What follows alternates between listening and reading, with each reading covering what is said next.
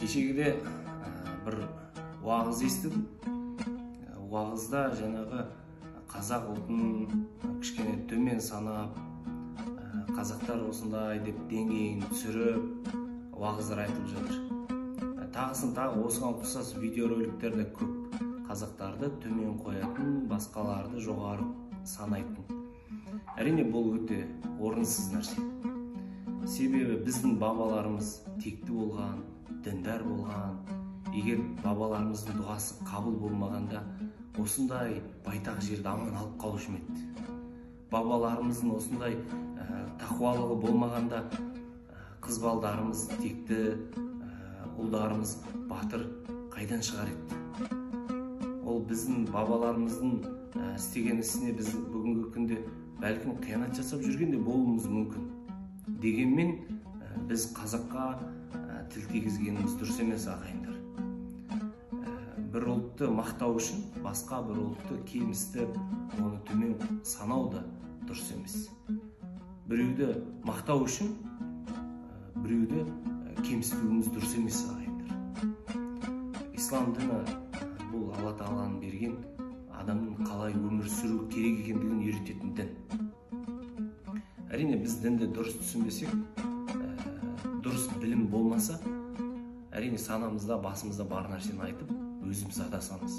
Пайғамбарымыз айтты ғой хадисінде, сондай бір заман келеді деп, надандар, білімсіздер уағыз айтып, өзі де адасады, өзгелерді де адастырады деді.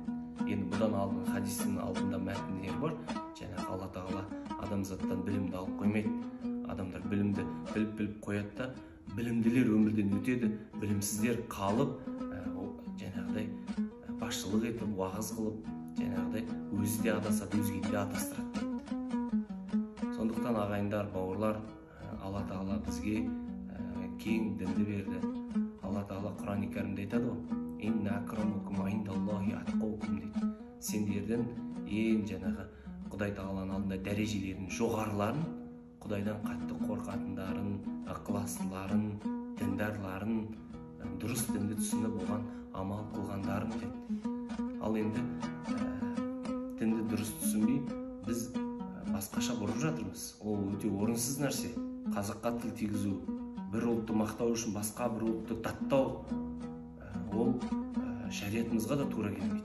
Алла Тағала Құран-ы Кәрімде, мен сендерді ұлттарға, руларға, ұлыстарға бөліп, бір-бірлерімен